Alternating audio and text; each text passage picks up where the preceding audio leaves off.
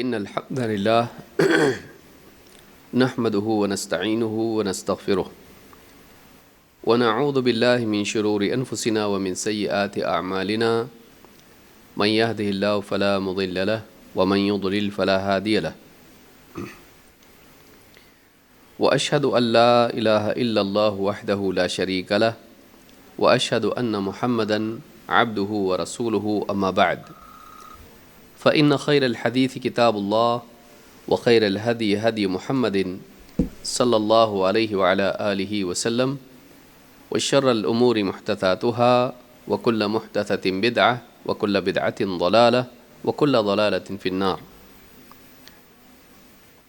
قال الله تبارك وتعالى: من عمل صالحا من ذكر أو أنثى وهو مؤمن فلنحيينه حياة طيبة وَلَنَجْزِيَنَّهُمْ أَجْرَهُمْ بِأَحْسَنِ مَا كَانُوا يَعْمَلُونَ.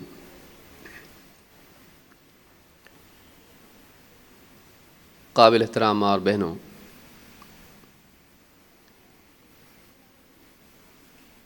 دنیا میں اللہ تعالیٰ کی نعمتوں میں سے ایک عظیم الشان نعمت یہ ہے، بلکہ نعمتوں میں سب سے اعلیٰ ترین نعمت یہ ہے کہ اللہ تعالیٰ ایک بندے کو دنیا میں ایمان و عمل کی توفیق دے اور اس کے نتیجے میں دنیا میں اس کو حیات طیبہ عطا فرمائے۔ حیات طیبہ کے پانے کے لیے جن چیزوں کا اہتمام ضروری ہے، اللہ کے نبی صلی اللہ علیہ وسلم کے قول و عمل میں اور آپ کے پیش کیے ہوئے دین اسلام میں، قرآن و سنت میں اس سے متعلق کامل رہنمائی موجود ہے۔ ایک انسان اچھی زندگی کیسے جیے، اس سے متعلق جو اصول ہیں، جو قاعدے، جو پرنسپلز ہیں، یہ قرآن و سنت میں موجود ہیں۔ ہم بارہا سنتے ہیں کہ دنیا کی چیزیں جمع کرنا یہ خوشحالی کا ذریعہ نہیں ہے۔ وقتی طور پر انسان کو تھوڑی خوشی مل جاتی ہے، لیکن یہ خوشیاں تھوڑا سا وقت گزر جانے کے بعد دھندلی ہو جاتی ہیں۔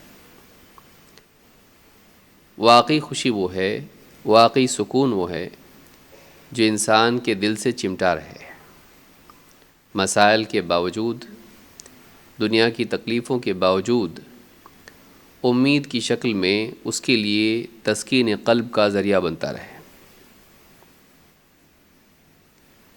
ایک انسان اگر دنیا میں چیزیں پالے لیکن سکون اس کو نہ ملے تو کوئی فائدہ نہیں، اس کی زندگی سب کچھ پا کر بھی ادھوری بلکہ مصیبت بن جاتی ہے۔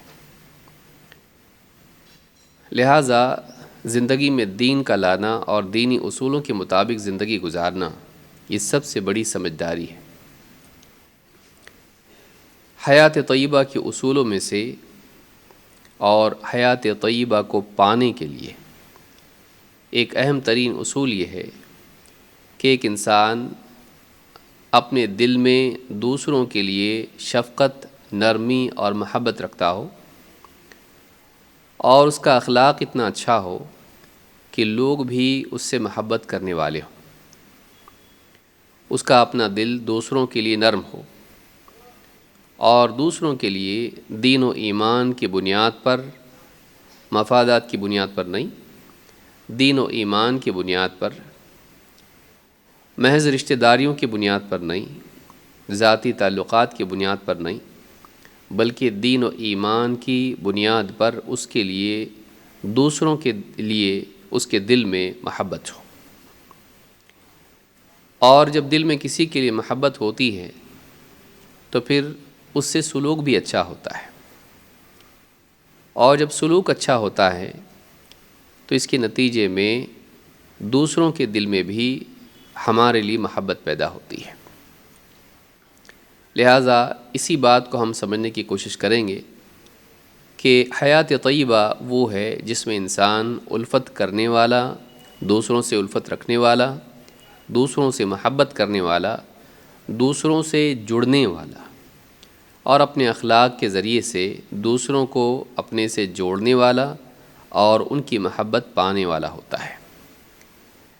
دنیا میں انسان اکیلا نہیں جی سکتا ہے، وہ لوگوں کے ساتھ جیتا ہے، لوگوں کے ساتھ رہتا ہے۔ اگر تعلقات نفرتوں والے ہوں تو ایسے انسان کی زندگی بگڑ جاتی ہے، برباد ہوتی ہے۔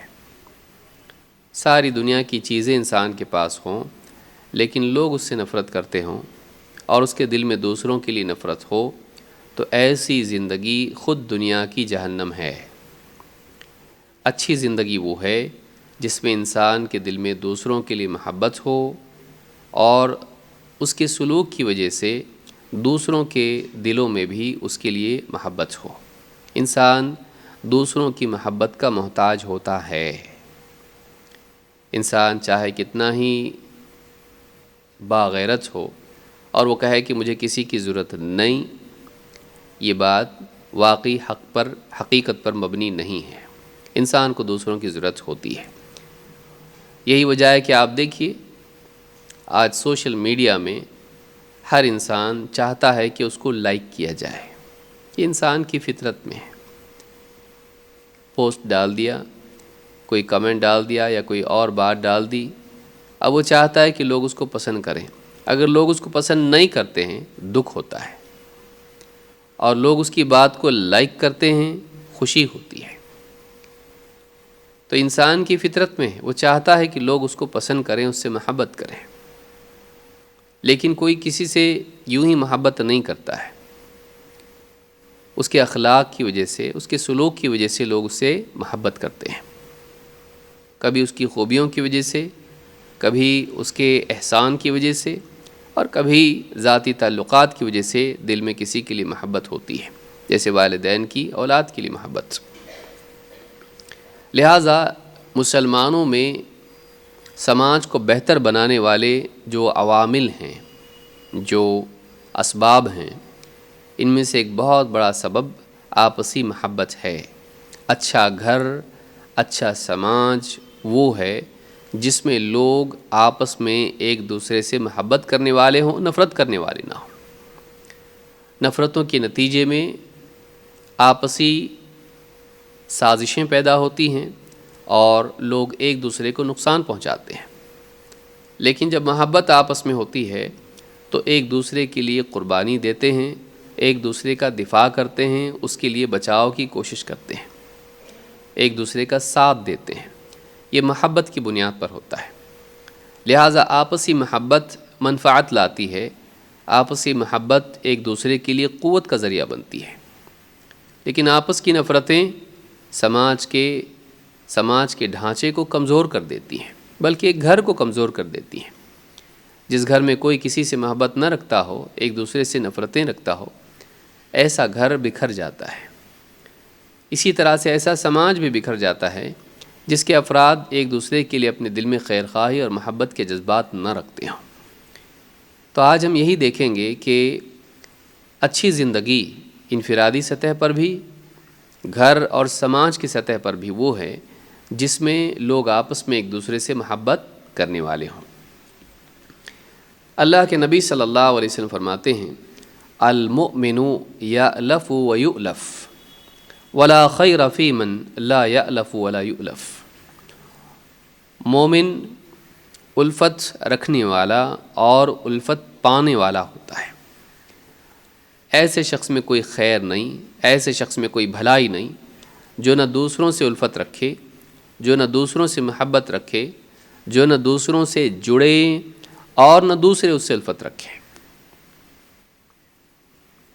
الفت کا معنی کیا ہے؟ الفت کا معنی ہے جڑنا، قلبی سطح پر اور تعلقات کی سطح پر۔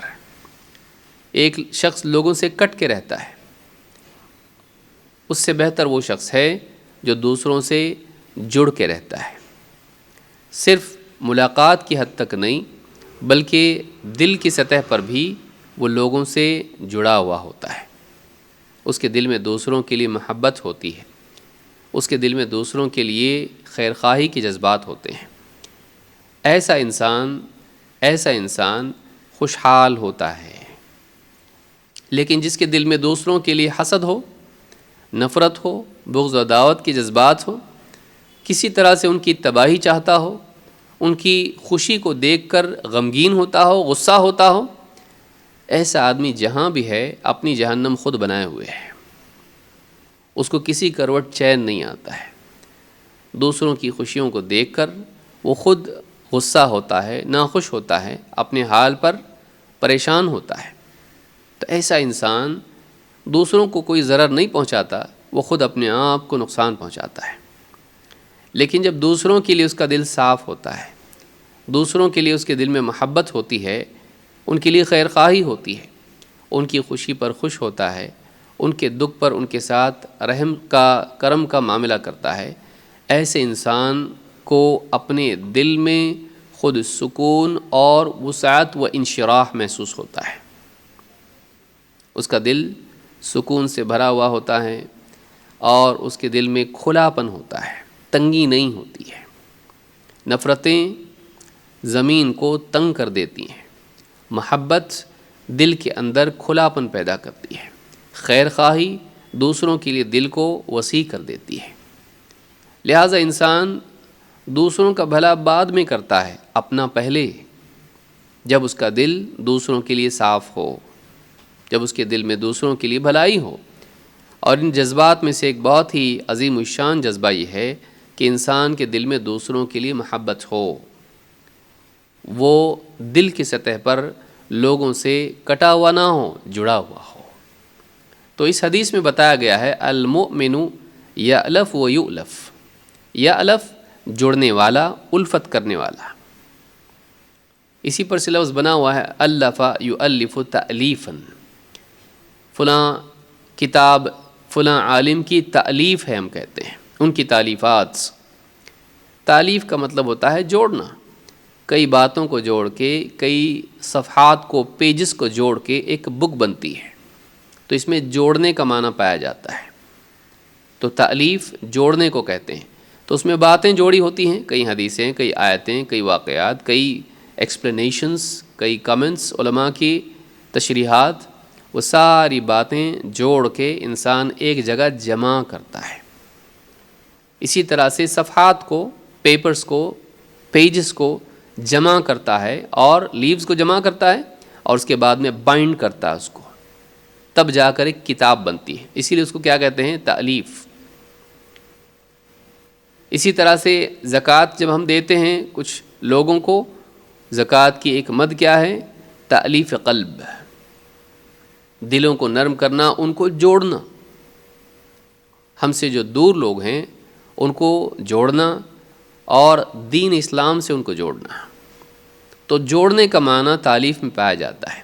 مسلمان نہ صرف ملاقات کی حد تک ایک دوسرے سے جڑنے والے ہوتے ہیں، بلکہ دل کی سطح پر بھی وہ لوگوں سے جڑے ہوتے ہیں، ان کے دلوں میں اتحاد ہوتا ہے، ان کے دلوں میں ایک دوسرے کے لیے کدورت نہیں ہوتی ہے، اختلاف نہیں ہوتا ہے، ان کے دل ایک ہوتے ہیں، ان کے دل ایک ہوتے ہیں۔ مختلف خاندانوں میں ہوتے ہیں، معاشی اعتبار سے مختلف لیولز پر ہوتے ہیں، الگ الگ سطحیں ان کی جینے کی ہوتی ہیں، علمی اعتبار سے وہ الگ الگ ہوتے ہیں، کوئی بہت علم والا کوئی کم، کوئی بہت مال والا کوئی کم، کوئی بہت ہی مشہور خاندان کا، کوئی اجنبی گمنام، لیکن اس کے باوجود بھی وہ آپس میں ایک دوسرے سے جڑے رہتے ہیں، آپس میں ایک دوسرے سے دین کی بنیاد پر محبت کرتے ہیں، کوئی رشتہ داری نہیں، کوئی لینا دینا نہیں، کوئی ایک دوسرے کا احسان ایک دوسرے پر نہیں، لیکن ایک دوسرے کے لیے دل صاف، ایک دوسرے کے لیے دل میں محبت، ایک دوسرے کے دل میں خیر خواہی، اور وہ مجھ سے جڑے میں کیوں جڑوں؟ نہیں، میں اس سے جڑوں، میں اس کے ساتھ اچھا سلوک کروں، میں دو اخلاق کے بول اس سے بولوں تاکہ اس کا دل میرے لیے کھل جائے اور میرے دل میں اس کے لیے خیر خواہی مزید بڑھ جائے۔ یہ مسلمان معاشرہ ہوتا ہے ایسا انسان ہمیشہ خوشحال رہتا ہے، چاہے دکھ درد اس کے پیچھے دوڑ رہے ہوں۔ اس کو یاد رکھیے کہ ایسا انسان جس کا دل دوسروں کے لیے خیر خواہی والا ہو، وہ تکلیفوں میں بھی راحت میں ہوتا ہے۔ جسمانی تکلیف ہوگی، فائنینشیل تکلیف ہوگی، یا عوام کی تکلیف ہوگی، لیکن دل کی سطح پر وہ ہمیشہ سکون سے جیے گا، کیونکہ اس کے دل میں فاؤنڈیشن اچھا ہے، فاؤنڈیشن اس کا اچھا ہے۔ بلڈنگ ہے، اس کا کلر اتر گیا، لیکن بنیادیں اچھی ہیں، مضبوط ہے بلڈنگ، ٹھیک ہے کلر کم ہو گیا اس کا، لیکن بلڈنگ مضبوط ہے، اندر سے کوئی کمزوری نہیں ہے اس کی، صرف رنگ اتر گیا اس کا۔ تو زندگی میں حالات اونچ نیچ ہوتے رہتے ہیں، لیکن اگر انسان کا دل صاف ستھرا ہو، اللہ سے جڑا ہو اور بندوں کے لیے خیر خواہی والا ہو، تو ایسا انسان دنیا کے مسائل کے باوجود بھی خوشحال رہتا ہے۔ خوشحالی چیزوں میں نہیں ہوتی ہے، خوشحالی باہر سے نہیں آتی ہے، وہ اندر سے آتی ہے، جب انسان کا فاؤنڈیشن اچھا ہو۔ بلڈنگ کی فاؤنڈیشن اچھی ہونی چاہیے، چاہے کلر کوئی خاص نہ ہو، انسان دل کی سطح پر مضبوط ہونا چاہیے، یہ بات یاد رکھیں۔ تو آپ نے فرمایا المؤمن یألف و یؤلف، مومن لوگوں سے محبت کرنے والا، دل اپنا ان سے جوڑنے والا ہوتا ہے، اور وہ یؤلف، اور لوگوں سے محبت پانے والا ہوتا ہے اپنے اخلاق کی وجہ سے۔ ولا خیر فی من لا یألف ولا یؤلف، اس میں کوئی بھلائی نہیں، ایسے انسان میں کوئی بھلائی نہیں جو نہ دوسروں سے الفت رکھے، نہ دوسرے اس سے الفت رکھیں، نہ دوسروں سے جڑیں، نہ دوسرے اس سے جڑیں، اس کی بد اخلاقی کی وجہ سے لوگ اس سے دور بھاگیں، ایسے انسان میں کوئی بھلائی نہیں۔ جو خود بھی دوسروں سے نہ جڑے اور نہ دوسرے اس سے جڑیں، ایسے انسان میں کوئی خیر نہیں۔ جو اس کی بد اخلاقی کی وجہ سے لوگ اس سے کٹتے ہوں، ایسے انسان میں کوئی بھلائی نہیں ہے۔ اس حدیث کو امام الدارقطنی نے الافراد میں بیان کیا ہے، روایت کیا ہے، اور صحیح الجامع الصغیر حدیث نمبر 6662 پر شیخ الالبانی کہتے ہیں کہ یہ حدیث حسن درجے کی ہے۔ قرآن کریم میں اللہ رب العالمین نے اس بات کو بیان کیا ہے اور صحابہ کے تعلق سے اس کو ذکر کیا ہے اور اس کو نعمت قرار دیا ہے۔ آپس کا اتحاد آپسی محبت کا نتیجہ ہوتا ہے، اور آپسی محبت کی بنیاد کیا ہونی چاہیے؟ دین، رشتہ داریاں نہیں، وہ تو ہے ہی ہے، لیکن اصل بنیاد آپسی محبت کی کیا ہے اور کیا ہونی چاہیے؟ اللہ کا دین، کلمہ توحید لا الہ الا اللہ محمد رسول اللہ، یہ کلمہ ہے جو ہم سب کو جوڑتا ہے، اگرچہ ہم مختلف خاندانوں کے ہیں، مختلف ملکوں کے ہیں، مختلف حالات میں ہیں، لیکن ایک چیز ایسی ہے جو ہم سب کے درمیان مشترک ہے، کامن ہے، وہ کیا ہے؟ اسلام، دین، کلمہ توحید، شہادتین۔ اسلام ہمارے درمیان ایک مشترک چیز ہے۔ اللہ تعالیٰ نے اسلام کی اسی نعمت کو جتاتے ہوئے فرمایا وَاعْتَصِمُوا بِحَبْلِ اللَّهِ جَمِيعًا وَلَا تَفَرَّقُوا، اللہ کی رسی کو تم سب مل کر مضبوطی سے تھامے رہو اور آپس میں ٹکڑے ٹکڑے، گروہ گروہ مت ہو جاؤ۔ وَاذْكُرُوا نِعْمَةَ اللَّهِ عَلَيْكُمْ اِذْ كُنْتُمْ أَعْدَاءً فَأَلَّفَ بَيْنَ قُلُوبِكُمْ فَأَصْبَحْتُمْ بِنِعْمَتِهِ إِخْوَانًا، اور اللہ کی نعمت جو اس نے تم پر انڈیلی ہے، اس نعمت کو بھی یاد رکھو۔ ایک وقت وہ تھا کہ تم آپس میں ایک دوسرے کے دشمن تھے، تو اس نے فَأَلَّفَ بَيْنَ قُلُوبِكُمْ، یہاں دیکھیے تألیف کا لفظ آ رہا ہے، الفا، جوڑنا، یہاں پر تالیف کا جو لفظ آیا ہے وہ اسی معنی میں ہے۔ فَأَلَّفَ بَيْنَ قُلُوبِكُمْ، تمہارے دلوں کو اس نے جوڑ دیا۔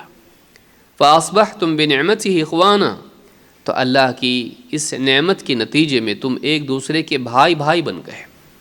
وَكُنْتُمْ عَلَى شَفَا حُفْرَةٍ مِّنَ النَّارِ فَأَنْقَذَكُم مِّنْهَا، اور وہ وقت بھی یاد رکھو کہ ایک وقت ایسا تھا کہ تم بالکل آگ کے کنارے، آگ کے گڑھے کے کنارے تھے۔ فَأَنْقَذَكُم مِّنْهَا، یہ اللہ ہے کہ جس نے تمہیں اس آگ کے گڑھے سے بچا لیا۔ كَذَلِكَ يُبَيِّنُ اللَّهُ لَكُمْ آيَاتِهِ لعلکم تہتدون۔ اسی طرح سے اللہ تعالیٰ اپنی آیتیں تمہارے لیے کھول کھول کے واضح کرتا ہے تاکہ تم ہدایت پاؤ۔ سورہ آل عمران آیت نمبر 103۔ دو باتیں ہیں جو مسلم سماج کے لیے یا انسانی سماج کے لیے ضروری ہیں، جو اس کو اچھا سماج بناتی ہیں۔ ایک، اللہ سے تعلق صحیح ہو، انسان دین اسلام پر ہو۔ دو، آپس میں تعلقات محبت والے ہوں۔ یہ دو چیزیں اگر انسان کے پاس ہوں تو وہ کامیاب ہے، آخرت کی سطح پر بھی اور دنیا میں سماجی سطح پر بھی۔ اللہ نے ان دونوں نعمتوں کو ذکر کیا ہے۔ کیا فرمایا؟ وَاعْتَصِمُوا بِحَبْلِ اللَّهِ جَمِيعًا وَلَا تَفَرَّقُوا۔ تم سب مل کے اللہ کی رسی کو مضبوطی سے تھامے رہو اور آپس میں ٹکڑے ٹکڑے مت ہو جاؤ، فرقہ فرقہ مت ہو جاؤ۔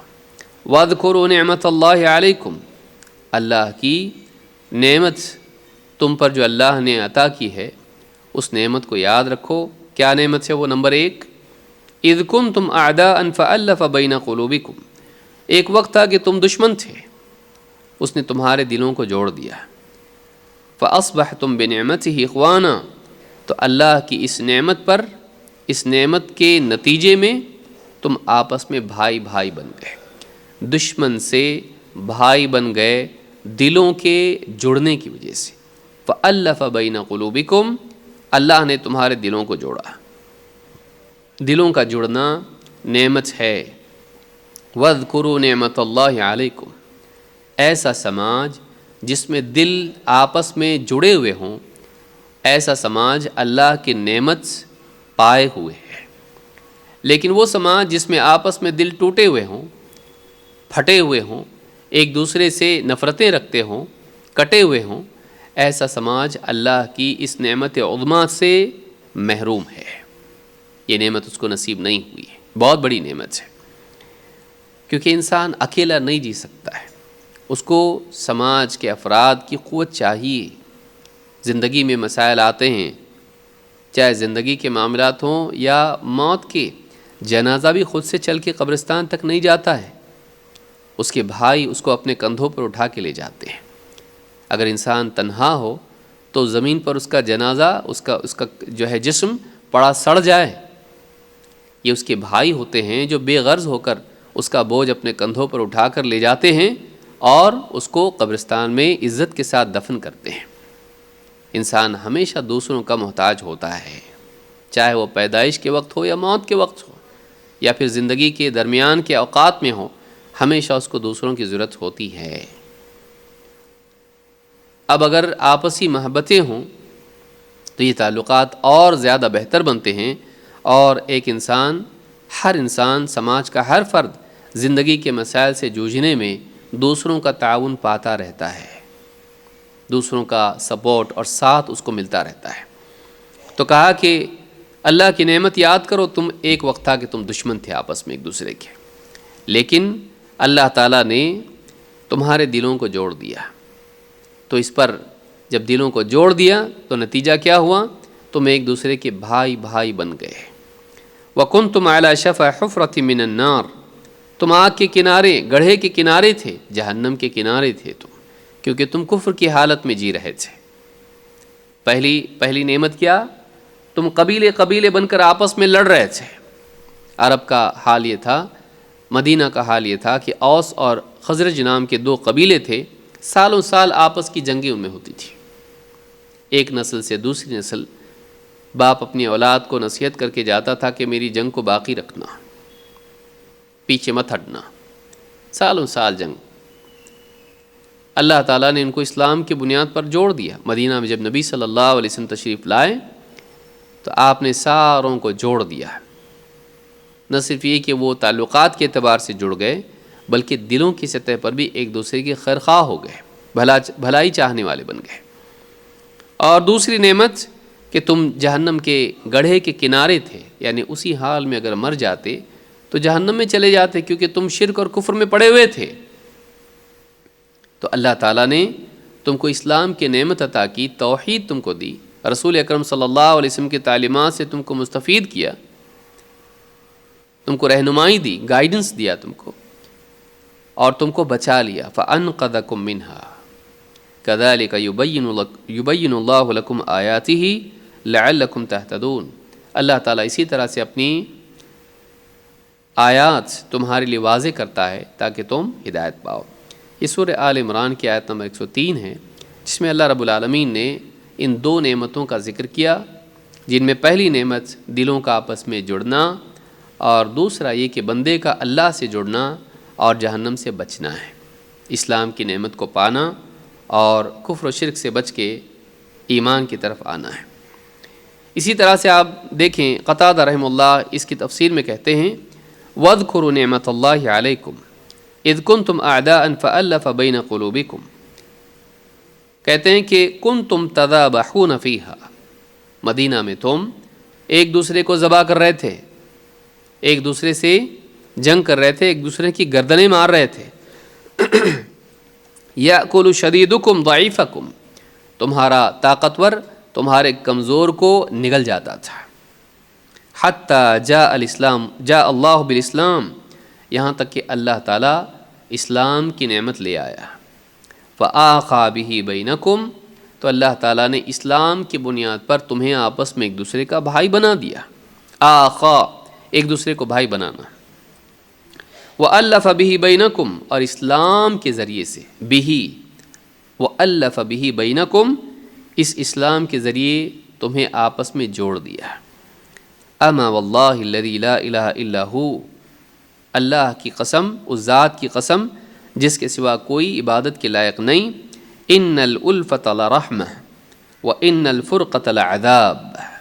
قتادہ کیا کہتے ہیں؟ اس ذات کی قسم جس کے ہاتھ میں میری جان ہے، اس ذات کی قسم جس کے سوا کوئی عبادت کے لائق نہیں، واللہ الذی لا الہ الا ہو، ان الالفۃ لرحمہ، آپس میں ایک دوسرے سے الفت رکھنا اللہ کی رحمت ہے. وہ سماج، وہ گھر جس میں لوگ آپس میں ایک دوسرے سے محبت کرتے ہوں، اس گھر پر، اس سماج میں اللہ کی رحمت نازل ہوتی ہے، بلکہ ہو چکی ہے. اور وہ سماج جس میں آپس میں فرقت ہو، ایک دوسرے سے لوگ ٹوٹے ہوئے ہوں، کٹے ہوئے ہوں، دشمن ہوں ایک دوسرے کے، الگ الگ ہو جائیں، کٹ جائیں ایک دوسرے سے، یہ عذاب ہے، یہ عذاب ہے. آپس میں دلوں کا ٹوٹے رہنا، پھٹے رہنا، کٹے رہنا، یہ عذاب ہے. تو معلوم ہوتا ہے کہ دلوں کا آپس میں جڑا رہنا یہ نعمت ہے. اچھی زندگی وہی ہے جس میں انسان دوسروں سے جڑا رہے، کٹا رہے ایک دم، اور دلوں میں ایک دوسرے کے لیے نفرتیں ہوں سماج کے اندر. ایسا سماج اچھا نہیں ہے، اور ایسی زندگیاں اچھی نہیں ہیں، ایسا انسان اچھا نہیں، ایسا دل اچھا نہیں.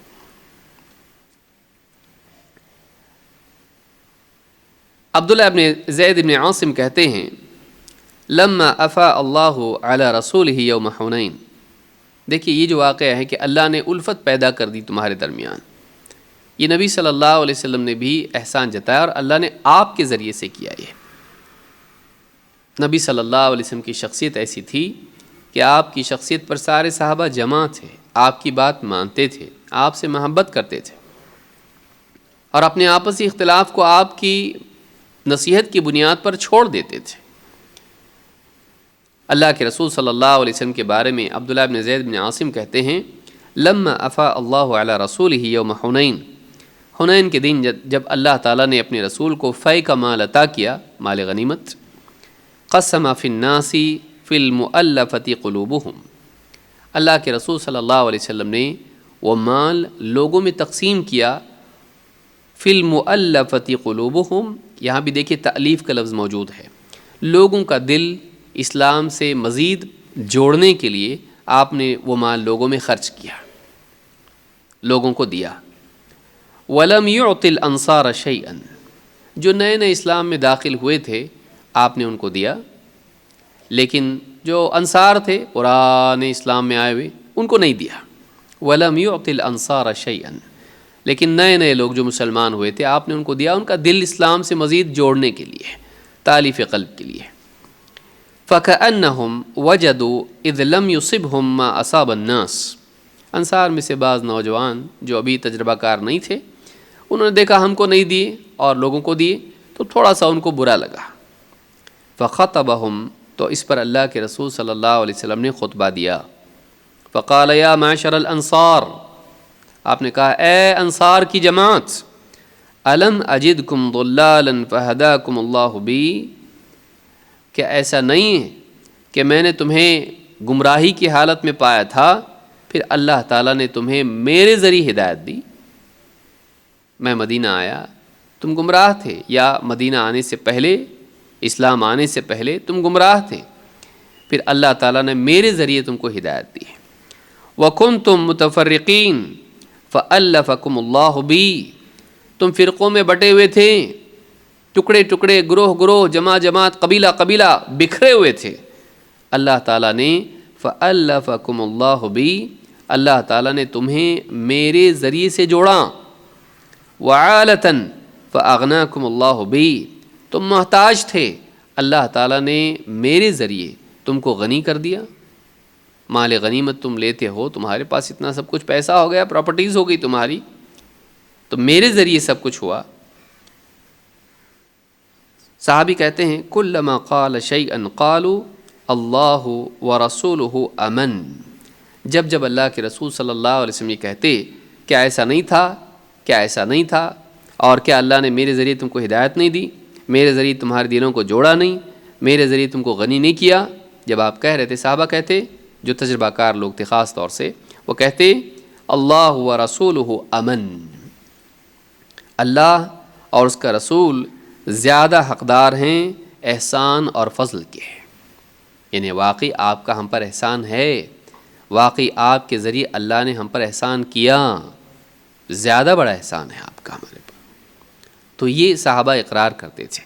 یعنی یہاں پر آپ دیکھیے کہ نبی صلی اللہ علیہ وسلم نے خود اس کو جتایا اور اس سماج کی حالت کو بتایا کہ ایک گمراہ تھے، ہدایت دی، دو آپس میں بکھرے ہوئے تھے، جوڑا، تین محتاج تھے، اللہ تعالیٰ نے غنی کیا. تو یہاں پر یہی بات ہے کہ یہ ہوا کیسے، سارے سماج میں لوگ اکٹھا کیسے ہوئے، کس بنیاد پر، اسلام کی بنیاد پر اور نبی صلی اللہ علیہ وسلم کے ذریعے. نبی صلی اللہ علیہ وسلم وہ بنیاد ہیں، اسلام وہ بنیاد جس پر ہم سب جمع ہو سکتے ہیں. آج شخصیات اپنی اپنی ہیں، فلانا مولوی کو مانتا ہے، فلانا پیر صاحب کو مانتا ہے، فلانا اپنے پروفیسر کو مانتا ہے، فلانا اپنے کسی اور کو مانتا ہے، مفکر کو مانتا ہے. ہر ایک کے بڑے بڑے الگ الگ ہیں، لیکن اسلام میں کیا سب کی مشترکہ شخصیت، کیا نبی کریم صلی اللہ علیہ وسلم نہیں ہیں؟ سارے مسلمان مانتے ہیں.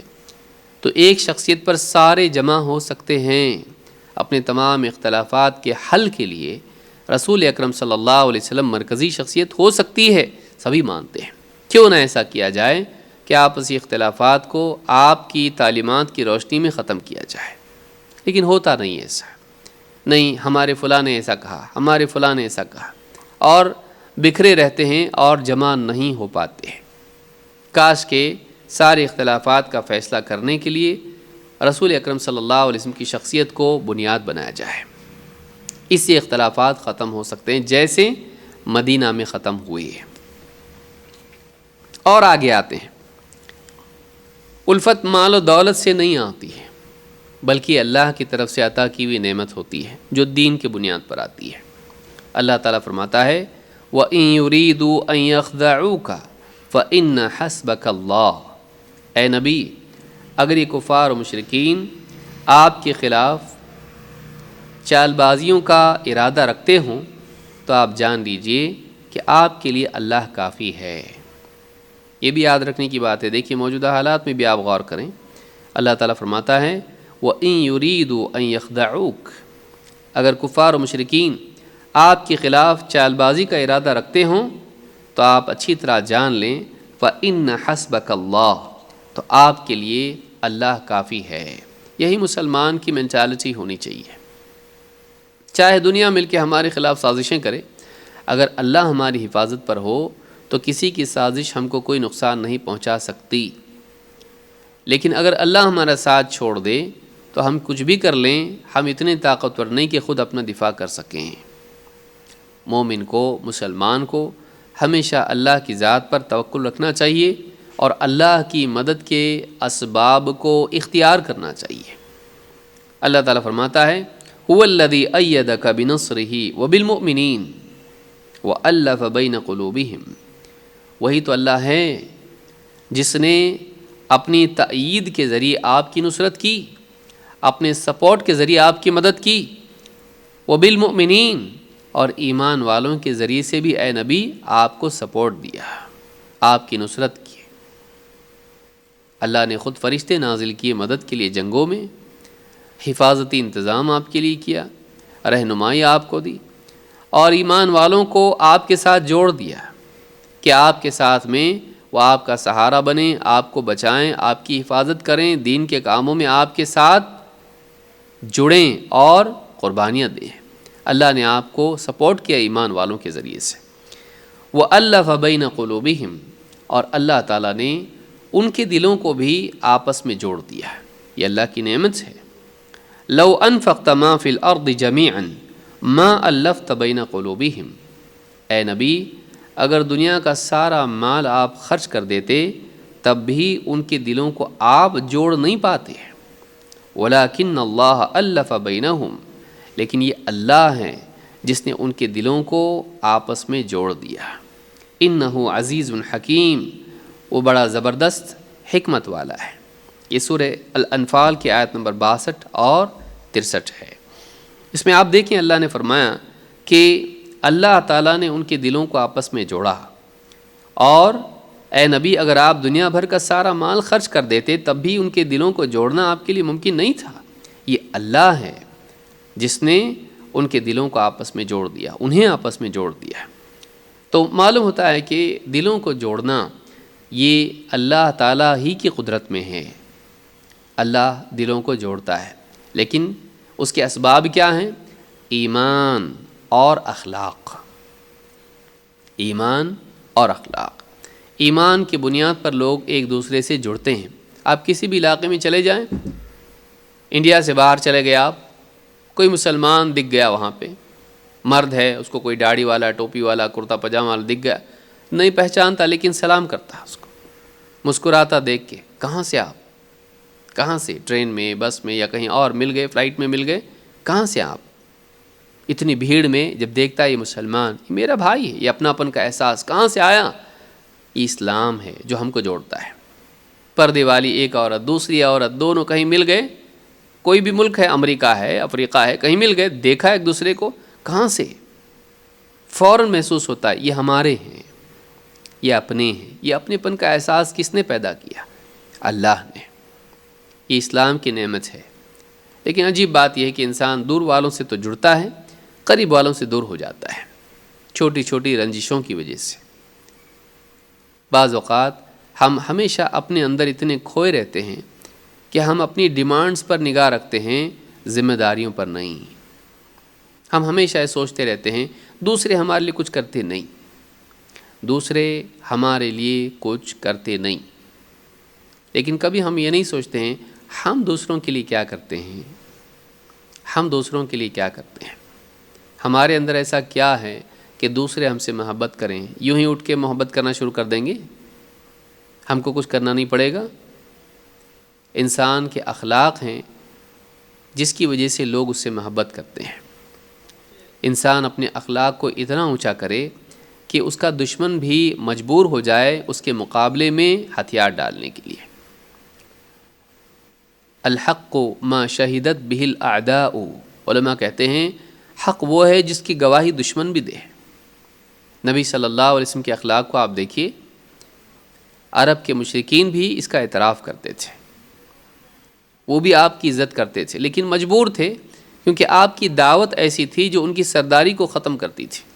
وہ آپ کے دشمن آپ کے برے اخلاق کی وجہ سے نہیں بنے، نعوذ باللہ، کہ کوئی آدمی برا ہوتا ہے تو اس کے دشمن لوگ بن جاتے ہیں۔ نبی صلی اللہ علیہ وسلم کے اعلیٰ اخلاق تھے، بلکہ سب سے اعلیٰ تھے آپ کے اخلاق، اس وجہ سے نہیں لوگ دشمن تھے کہ یہ آدمی اچھا نہیں، نعوذ باللہ، نہیں، آپ کی عزت کرتے تھے، لیکن جو دعوت آپ نے پیش کی وہ دعوت ان کے لیے مضر تھی، ان کی سرداری پر اس کی چوٹ پڑتی تھی۔ شرک کا سارا نظام ختم ہو جاتا تھا۔ یہی وجہ تھی کہ وہ آپ کے دشمن تھے، اس کی اور وجہ نہیں تھی، آپ صلی اللہ علیہ وسلم کا اعتراف وہ کرتے تھے۔ تو صحابہ آپ سے محبت کرتے تھے دین کی بنیاد پر بھی، اور طبعاً آپ کے اخلاق کی وجہ سے۔ ایسی عظیم الشان شخصیت کہ تھوڑی دیر بھی ساتھ میں بیٹھے تو محبت کرنے لگ جائے، احترام کرنے لگ جائے، نبی صلی اللہ علیہ وسلم ایسے تھے۔ ایک مسلمان کو بھی آپ کی اتباع میں، آپ کی تبعیت میں، آپ کو فالو کرتے ہوئے ایسا ہونا چاہیے کہ لوگ اس کے اخلاق کی وجہ سے اس سے محبت کرنے والے بنیں، اس کے اخلاق کی وجہ سے اس سے محبت کرنے والے بنیں۔ وہ بااصول بھی ہو اور نرم دل بھی ہو، اصول کی سختی بھی ہو، ڈسپلن اس میں ہو، لیکن اسی کے ساتھ دل نرم ہو، لوگوں کا خیر خواہ ہو، لوگوں پر احسان کرنے والا ہو، دکھ درد کو خود اپنے دل میں محسوس کرنے والا ہو اور ان سے محبت کرنے والا ہو۔ مال کی وجہ سے نہیں، بہت پیسے والا اس سے محبت کرنا ضروری، بھائی کبھی کام آئے گا اپنے، نہیں، بلکہ صرف اسلام کی بنیاد پر، ایمان کی بنیاد پر، بلکہ اس کے دل میں سب کے لیے رحمت ہو، چاہے وہ مسلمان ہو غیر مسلم ہو۔ ارحموا من فی الارض یرحمکم من فی السماء، تم زمین والوں پر رحم کرو، آسمان والا تم پر رحم کرے گا۔ یہ کیفیت اس کے دل کی ہو۔ ایسے انسان سے کیوں لوگ محبت نہیں کریں گے؟ المؤمن یألف و یؤلف۔ تو اللہ نے فرمایا کہ اگر آپ دنیا بھر کا مال بھی خرچ کر دیتے تب بھی ان کے دلوں کو جوڑ نہیں پاتے، یہ اللہ ہے جس نے جوڑا ہے۔ کس بنیاد پر؟ دین کی بنیاد پر۔ یہ دین ہے جو سب کو جوڑتا ہے۔ آپسی محبت کی فضیلت کیا ہے؟ ہم کیوں آپس میں ایک دوسرے سے محبت کریں؟ ایک مسلمان دوسرے مسلمان سے محبت کرے تو اس کا فائدہ کیا ہے؟ آپ دیکھیے، اس کا فائدہ صرف مادی نہیں ہے۔ یہ نہیں کہ بھائی ہم دوسروں سے محبت کریں گے، آپس میں مل جل کے رہیں گے تو ایک دوسرے کے مسائل میں ایک دوسرے کے کام آئیں گے۔ صرف مٹیریل گین نہیں ہے اس میں، اللہ کا بھی معاملہ اس میں ہے، اللہ سے بھی ہمارا تعلق صحیح ہوتا ہے۔ یہ اللہ کی محبت پانے کا ذریعہ ہے۔ ایک مسلمان اسلام کی بنیاد پر جب دوسرے مسلمان سے محبت کرتا ہے تو اللہ بھی اس سے محبت کرتا ہے۔ اللہ کے نبی صلی اللہ علیہ وسلم فرماتے ہیں ان رجلا زار اخا له فی قریۃ اخری، ایک مسلمان، ایک شخص ایک دوسری بستی میں، اس کا ایک مسلمان بھائی رہتا تھا۔ بھائی اسلام کی بنیاد پر رشتہ داری نہیں، اس سے ملنے کے لیے گیا۔ اس بستی کا آدمی دوسری بستی میں گیا اپنے مسلمان بھائی سے ملنے کے لیے، فَأَرْسَدَ اللَّهُ لَهُ عَلَى مَدْرَجَتِهِ مَلَكًا، تو اللہ تعالیٰ نے جس راستے سے اس کا گزر ہوتا تھا اس راستے پہ ایک فرشتے کو بٹھا دیا۔ فَلَمَّا أَتَى عَلَيْهِ قَالَ أَيْنَ تُرِيدُ، جب وہ وہاں سے گزرا تو اس فرشتے نے اس سے پوچھا کہاں جا رہے ہیں، کہاں کا ارادہ ہے، کہاں نکلے؟ قال اريد اخا لي في هذه القريه، اس نے کہا یہ اس بستی میں میرا ایک بھائی ہے، میں اس سے ملنے کا ارادہ رکھتا ہوں۔ قال هل لك عليه من نعمة تربها، اور ایک روایت میں ہے هل لك عليه من نعمة تربها، کہ کیا اس کے پاس تمہاری کوئی چیز ہے جس کے لیے تم وہاں جا رہے ہو، کہ وہ تمہارا کوئی کام کرنا ہے، اس کا گھر وغیرہ کچھ ہے جس کو تم کو ریپیئر کرنا ہے، یا کوئی اور چیز ہے، کھیتی باڑی ہے، تمہاری کوئی چیز ہے جس کی وجہ سے تم جا رہے ہو وہاں پر، یا اس کا تم پر کوئی احسان ہے جس کو چکانے جا رہے ہو؟ هل لك عليه من نعمة تربها، کیا اس کا تم پر کوئی احسان ہے جس کے چکانے کے لیے تم اس کے پاس جا رہے ہو؟ قال لا، کہا نہیں، نہ میرا اس پر کوئی احسان ہے، نہ میری کوئی چیز اس کے پاس ہے، نہ اس کا مجھ پر کوئی احسان ہے کہ جس کو چکانے کے لیے میں جا رہا ہوں، غیر انی احببتہ فی اللہ عز وجل، بس بات یہ ہے کہ میں اللہ کی خاطر اس سے محبت رکھتا ہوں، پیسے کی خاطر نہیں، خاندان کی وجہ سے نہیں، بلکہ میں اللہ کی خاطر اس سے محبت رکھتا ہوں۔ قال فإنی، اس فرشتے نے کیا کہا؟ قال فإنی رسول اللہ الیک بأن اللہ قد احبک کما احببتہ فیہ. اس فرشتے نے کہا تو اب تو بھی سن لیں کہ میں اللہ کی طرف سے تیری طرف ایک پیغامبر بنا کر بھیجا گیا ہوں. اللہ نے اپنا پیغام مجھ کو دیا ہے کہ تجھ تک پہنچاؤں. بِأَنَّ اللَّهَ قَدْ أَحَبَّكَ كَمَا أَحْبَبْتَهُ فِيهِ. اللہ بھی تجھ سے محبت کرتا ہے جیسا کہ تو اللہ کی بنیاد پر اس سے محبت کرتا ہے. اللہ کی خاطر تو اس سے محبت کرتا ہے تو اس کا بدلہ یہ ہے کہ جب تو نے اللہ کی خاطر اس سے محبت کی تو اللہ بھی تجھ سے محبت کرتا ہے. پچھلے زمانوں میں فرشتے بھی لوگوں سے آ کے ملتے تھے تو کہا کہ اللہ تعالیٰ بھی تجھ سے محبت کرتا ہے جیسے تو نے اللہ کی خاطر اس سے محبت کی. امام مسلم نے اس کو روایت کیا ہے کتاب البر والصلہ والآداب میں، اور حدیث نمبر 2567 پر یہ روایت موجود ہے. اس سے معلوم ہوتا ہے کہ انسان جب اللہ کی خاطر کسی سے محبت کرتا ہے اور اللہ کی خاطر اس محبت کی بنا پر ملتا جلتا ہے، ملنے جاتا ہے، تو یہ بہت بڑی نعمت ہے. یہ ایسی بڑی نعمت ہے کہ وہ خود اللہ کی محبت کا حقدار بن جاتا ہے. بے غرض محبت جو اسلام کی بنیاد پر ہو، دین کی بنیاد پر ہو، اللہ کی بنیاد پر ہو، وہ انسان کو اللہ کی محبت کا حقدار بناتی ہے. یہ بہت بڑی بات ہے. بلکہ اللہ کے نبی صلی اللہ علیہ وسلم کی ایک اور حدیث آپ فرماتے ہیں، قال اللہ تعالی، اللہ تعالی کا فرمان ہے، وجبت محبتی للمتحابین فی، میری محبت لازم ہو گئی ان لوگوں کے لیے، ان کو مل کر رہے گی جو میری خاطر آپس میں ایک دوسرے سے محبت کرتے ہیں. میری خاطر، پیسوں کے لیے نہیں، سیاسی معاملات کے لیے نہیں، رشتہ داریوں کی بنیاد پر نہیں، میری خاطر، دین کی بنیاد پر ایک دوسرے سے محبت کرتے ہیں. وہ میری محبت پا کر رہیں گے. والمتجالسین فی، جو میری خاطر آپس میں ایک دوسرے کے ساتھ اٹھتے بیٹھتے ہیں، ملتے جلتے ہیں. والمتبادلین فی، میری خاطر ایک دوسرے پر خرچ کرتے ہیں. والمتزاورین فی، میری خاطر ایک دوسرے سے ملنے کے لیے جاتے ہیں، زیارت کرتے ہیں ایک دوسرے کی. متحابین، متجالسین، متبادلین، متزاورین، میری خاطر ایک دوسرے سے محبت کرتے ہیں، میری خاطر ایک دوسرے کے ساتھ اٹھتے بیٹھتے ہیں، میری خاطر ایک دوسرے پر خرچ کرتے ہیں، اور میری خاطر ایک دوسرے سے ملاقات کرتے ہیں، ملنے جاتے ہیں. ان کے لیے میری محبت لازم ہو گئی، یہ میری محبت پا کر رہیں گے. امام احمد نے اس کو روایت کیا ہے، صحیح الجامع صغیر حدیث نمبر 4331، حدیث صحیح ہے. بلکہ ایسے لوگوں کے لیے نہ صرف دنیا میں اللہ کی محبت کا حصول ہے، قیامت کے دن اللہ کی طرف سے ملنے والے خصوصی سائے کے وہ حقدار ہوں گے، بعض روایت میں جسے عرش کا سایہ کہا گیا ہے. اللہ کے نبی صلی اللہ علیہ وسلم فرماتے ہیں، ان اللہ یقول یوم القیامہ، قیامت کے دن اللہ تعالیٰ اعلان کرے گا. کیا اعلان ہوگا؟ این المتحابون بجلالی، میرے جلال کی وجہ سے آپس میں محبت کرنے والے کہاں ہیں؟ میرے خوف سے، میرے خوف کی بنیاد پر آپسی اختلافات کو بھلا کر دین کی خاطر، دین کے فائدے کے لیے آپس میں ایک دوسرے سے جڑنے والے، آپس میں ایک دوسرے سے محبت کرنے والے کہاں ہیں؟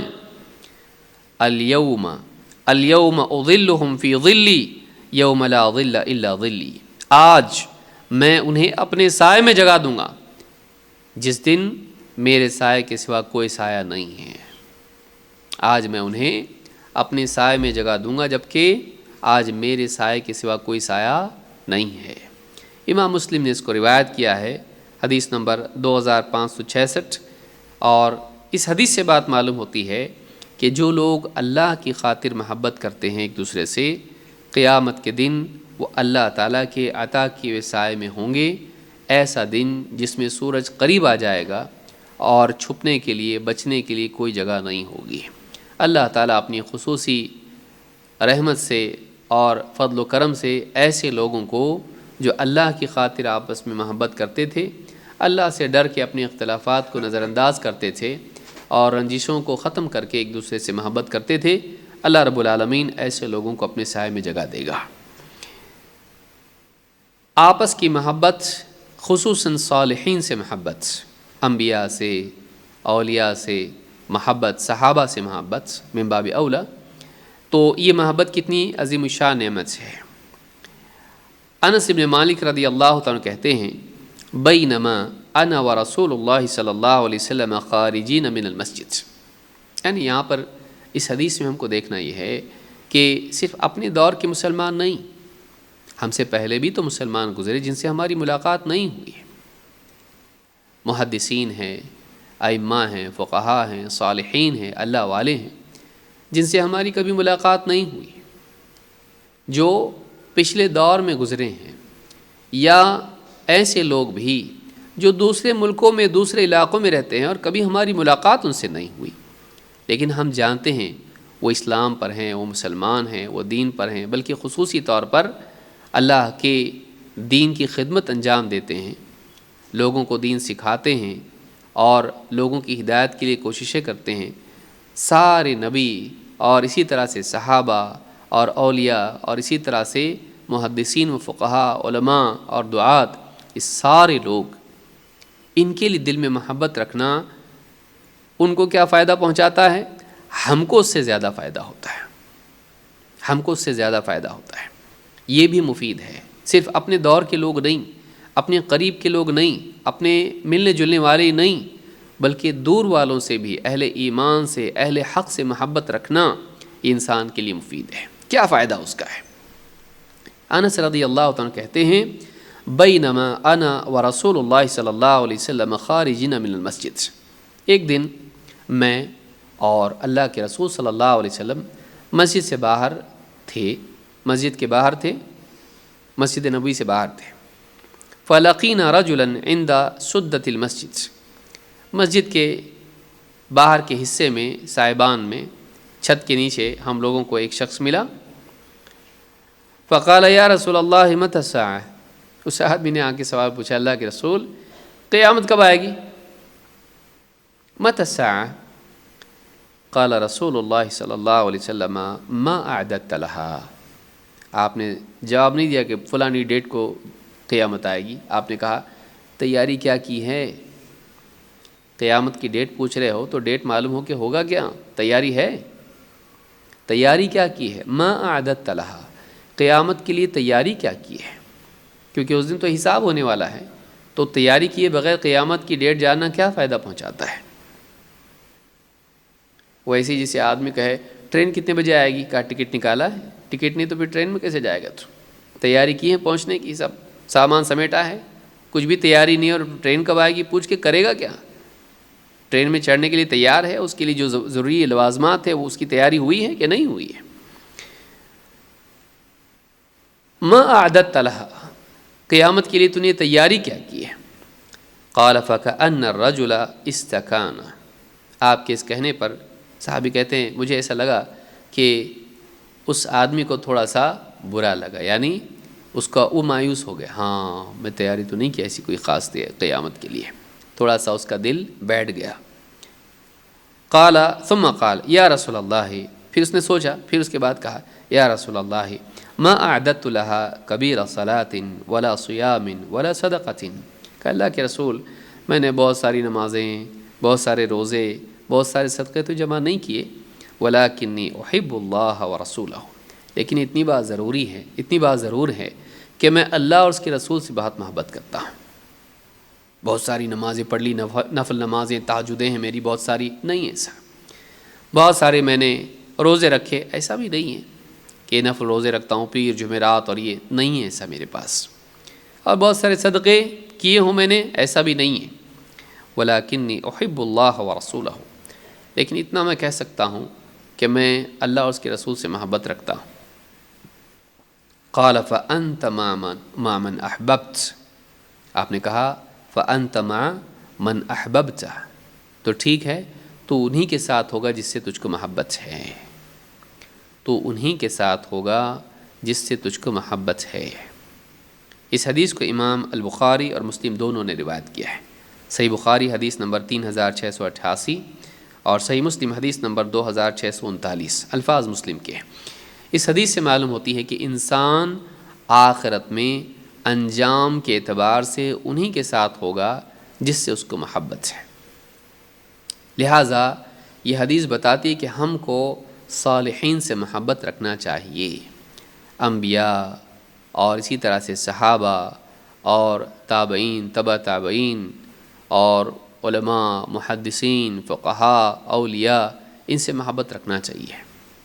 کیا پتہ اللہ تعالیٰ ہماری کس بات کو قبول کر لے اور اس کے بدلے میں ہم کو جنت نصیب کر دے۔ ضروری نہیں کہ آدمی اس مرتبے پر ہوگا کہ چلو محمد صلی اللہ علیہ وسلم سے محبت رکھتا ہے تو کیا ماں کا مطلب یہ نہیں کہ اس درجے پر ہوگا، ماں کا مطلب یہ ہے ساتھ میں ہوگا کا مطلب ہے کہ وہ جنت میں تو یہ بھی جنت میں، لیکن یہ اپنی اوقات کے حساب سے ہوگا۔ انبیاء کا مرتبہ بہت اونچا ہے، وہ مرتبہ تو اس کو نہیں ملے گا جنت میں، لیکن یہ ساتھ میں ہوگا کا مطلب یہ ہے کہ یہ جنت میں جائے گا اور ان سے ملنے کا موقع ملے گا۔ چاہے آدمی کسی بھی درجے میں ہو، اس کو نبی کریم صلی اللہ علیہ وسلم سے ملاقات کا شرف ہوگا۔ اسی لیے صحابی آئے کہا اللہ کے رسول کہ ہم جنت میں گئے بھی تو آپ تو اونچے درجے پہ ہوں گے، تو ہم کو تکلیف ہوتی ہے کہ وہاں ہم سے ملاقات آپ سے ہوگی کہ نہیں ہوگی۔ تو آپ نے یہی بات کہی، یہی بات آپ نے کہی کہ اگر تم محبت جس سے محبت کرتے ہو اس کے ساتھ ہوگے، اور آپ نے وہ آیت بھی پڑھی من یطع اللہ والرسول فاولئک مع الذین انعم اللہ علیہم۔ تو جو اللہ اور اس کے رسول کی فرما برداری کرے وہ انہی کے ساتھ ہوگا۔ فاولئک مع الذین انعم اللہ علیہم، اللہ تعالیٰ نے جن پر انعام کر رکھا ہے ان کی معیت، ان کا ساتھ اس کو نصیب ہوگا، ان کے ساتھ وہ جنت میں ہوگا، یعنی مل پائے گا انسان۔ تو اس حدیث سے بات معلوم ہوتی ہے کہ نیک لوگوں سے بھی محبت رکھنا چاہیے، خصوصی طور پر جو چاہے ہمارے زمانے کے نہ ہوں۔ آپسی الفت کمال ایمان کا نتیجہ ہے۔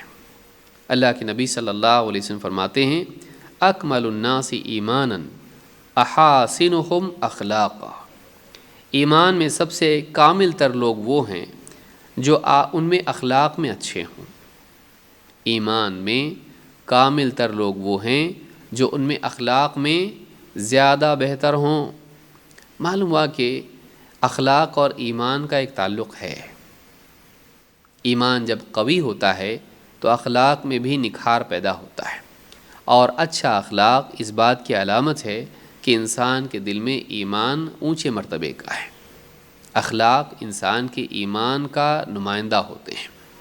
اللہ سے ڈرنے والا لوگوں سے اچھے اخلاق سے پیش آتا ہے۔ اور آپ نے کہا اچھے اخلاق والے کون؟ الموطئون اکنافا، الموطئون اکنافا، کہ جو دوسرے مسلمانوں کے لیے نرم پہلو والے ہوں، نرم پہلو والے ہوں۔ کیا مطلب ہے؟ یعنی جیسے آدمی جیسے بستر پر لیٹتا ہے تو اس کا بستر اس کے بازو کو، اس کے پہلو کو تکلیف نہیں دیتا ہے، راحت دیتا ہے۔ جب آدمی بستر پر لیٹتا ہے تو لیٹنے کے بعد جو کروٹ پر لیٹتا ہے تو اس کی کروٹ کو بستر تکلیف نہیں دیتا بلکہ راحت دیتا ہے۔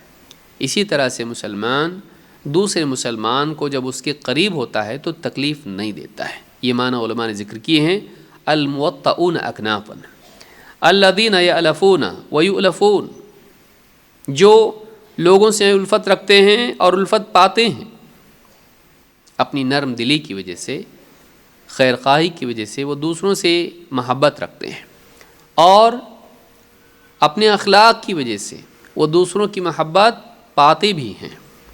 ولا خیر فی من لا یألف ولا یؤلف، اور ایسے انسان میں کوئی بھلائی نہیں جو نہ دوسروں سے الفت رکھتا ہو اور نہ دوسرے اس سے الفت رکھتے ہوں۔ امام الطبرانی نے الصغیر میں اس کو روایت کیا ہے، صحیح الجامع الصغیر حدیث نمبر 1231۔ اسی طرح سے آپ دیکھیں نبی صلی اللہ علیہ وسلم کس طرح سے صحابہ سے محبت کرتے تھے اور اپنی محبت کا اظہار بھی کرتے تھے۔ معاذ بن جبل رضی اللہ تعالیٰ عنہ کہتے ہیں ان رسول اللہ صلی اللہ علیہ وسلم اخذ بیدہ وقال، اللہ کے رسول صلی اللہ علیہ وسلم نے ان کا ہاتھ میں لیا اور کہا یا معاذ واللہ انی لأحبک واللہ انی لأحبک، کہا اے معاذ اللہ کی قسم میں تم سے محبت کرتا ہوں، اللہ کی قسم میں تم سے محبت رکھتا ہوں۔ فقال اوصیک یا معاذ، اے معاذ میں تم کو ایک بات کی وصیت کرتا ہوں، میں ایک بات کی تم کو تاکید کرتا ہوں، خصوصی حکم دیتا ہوں، لا تدعن فی دبر کل صلاۃ تقول، ہر نماز کے اخیر میں تم یہ کہنا کبھی مت چھوڑنا، اللہم اعنی علی ذکرک و شکرک و حسن عبادتک، اللہم اعنی علی ذکرک و شکرک و حسن عبادتک، اے اللہ میری مدد کر تیرے ذکر پر، تیرے شکر پر اور بہترین طور پر تیری عبادت کرنے پہ۔ اے اللہ مجھے اس بات کی توفیق دے اور میری مدد کر کہ میں تیرا ذکر کروں، تیرا شکر کروں اور اچھے سے تیری عبادت کروں، اس میں میری مدد کر۔ یہ دعا آپ نے سکھائی۔ امام احمد، ابو داؤد، نسائی، ابن حبان اور حاکم نے اس کو روایت کیا ہے، اور صحیح الجامع صغیر حدیث نمبر 7969 پر یہ حدیث موجود ہے، حدیث صحیح ہے۔ اس حدیث سے ایک بات معلوم ہوتی ہے، نمبر 1 کہ نبی کریم صلی اللہ علیہ وسلم بھی صحابہ سے بہت محبت کرتے تھے۔ آپ نے قسم کھا کے کہا، اللہ کی قسم ہے معاذ میں تم سے محبت کرتا ہوں۔ تو رسول اکرم صلی اللہ علیہ وسلم کا دل بھی صحابہ کے لیے، مسلمانوں کے لیے محبت سے بھرا ہوا تھا۔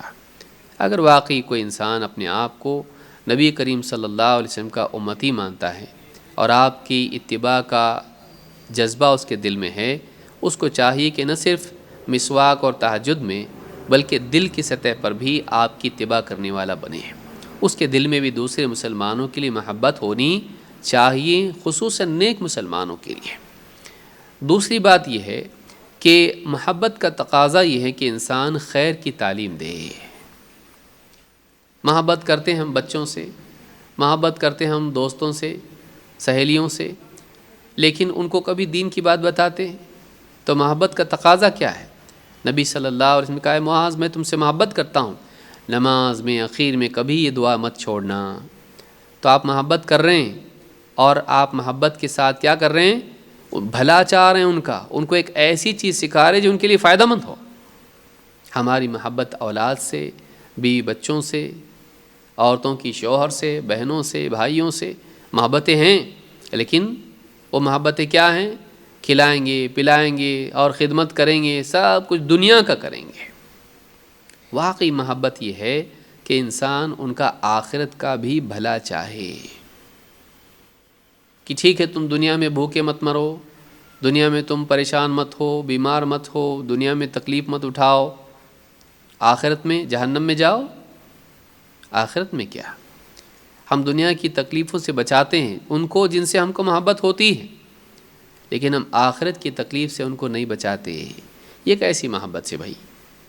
یہ کیسی محبت ہے کہ دنیا کی چھوٹی تکلیف اس کے لیے ہم بہت کچھ کریں گے؟ کیوں بھائی؟ محبت ہے، اولاد سے محبت ہے، بھائی بہن سے محبت ہے، ماں باپ سے محبت ہے، اسی لیے تو سب کچھ کر رہے ہیں ہم لوگ۔ ہم نہیں چاہتے کہ ان کو تکلیف ہو، اور آخرت کی تکلیف چل جائے گی، جہنم کی آگ چلے گی۔ یہ کون سی محبت ہے کہ تھوڑی تکلیف تو تم محبت کی بنیاد پر اس سے بچا رہے ہو، اور بڑی تکلیف میں ان کو جھونکے ہوئے اور تم کو ذرا بھی احساس نہیں۔ کتنے لوگ ہیں جو اپنی اولاد سے محبت کرتے ہیں، ان کے لیے کتنی قربانیاں دیتے ہیں دنیا کی ایجوکیشن کے لیے، لیکن دین کی تعلیم ان کی زندگی میں ہے؟ اخلاق، عقیدہ، عبادات سکھاتے ہیں ان کو؟ نہیں۔ یہ کون سی محبت ہے کہ انسان دنیا کے فائدے ان کو پہنچائے، آخرت سے محروم رکھے؟ یہ کون سی محبت ہے کہ انسان دنیا کے نقصان سے لوگوں کو بچائے لیکن آخرت کے عذاب میں جھونک دے اور اس کو احساس بھی نہ ہو؟ تو یہ محبت، یہ شرعی محبت نہیں ہے، وہ محبت نہیں جو ہونی چاہیے۔ نبی صلی اللہ علیہ وسلم نے صحابی کو کیا کہا ہے؟ معاذ میں تم سے محبت کرتا ہوں، نماز کے اخیر میں، فی دبر کل صلاح میں، نسائی کی روایت میں الفاظ ہیں نماز کے آخر میں، سلام سے پہلے، اور اس کے الفاظ ہیں رب اعنی علی ذکرک و شکرک و حسن عبادتک۔ ان الفاظ میں بھی یہ دعا آئی ہے۔ چاہے آپ اللہم کہیں یا رب بھی کہیں، دونوں بھی روایتیں موجود ہیں۔ تو اے اللہ میری مدد کر اس بات پر کہ میں تجھے یاد کروں، تیرا شکر ادا کروں اور تیری عبادت کو اچھے طور پر کروں۔ یہ بہت پیاری دعا ہے جس کا اہتمام کرنا چاہیے۔ تو یہ محبت سے متعلق کچھ باتیں ہم نے دیکھیں، مزید باتیں انشاءاللہ ہم آنے والے درس میں دیکھیں گے۔ میں سمجھتا ہوں پچھلے ہفتے بھی سوال جواب نہیں ہوئے تھے، بات طویل ہو گئی، تو اگر کوئی سوالات ہیں تو آپ بھیج دیں، بقیہ باتیں ہم آنے والے درس میں مکمل کریں گے انشاءاللہ۔ اقول ھذا واستغفر اللہ لی ولکم۔